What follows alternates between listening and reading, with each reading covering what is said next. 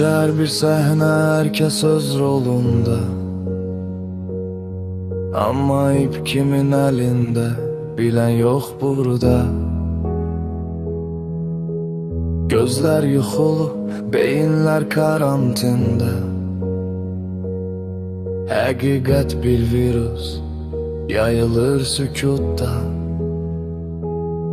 Mən bu teatrın en koca kuklası, her gün eyni hərəkət, eyni səs. Gülüşlər saxta, baxışları qorxulu. Çünkü herkes bilir bu oyun sonsuz. Fəlsəfə bir dərman, acı amma gərəli.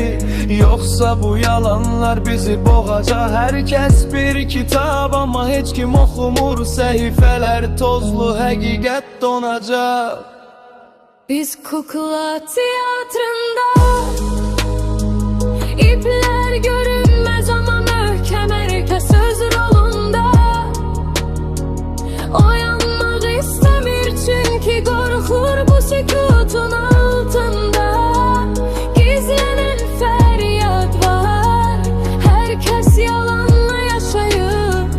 Hakikat ise tenha. Tanrı programçı, biz ise kodlar. Her gün eyni dövre, eyni səhvlər.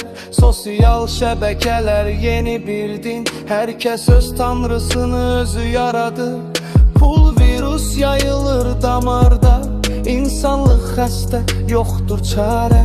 Mən bu sistemin en böyük xətası, qafiyə axtarmıram, özü məni tapır. Daxili mübarizə, hər gün eyni döyüş. Özünlə barışmaq ən çətin yol. Herkes bir maska taxır amma üz yox. Çünkü üzlər çoxdan unudulur.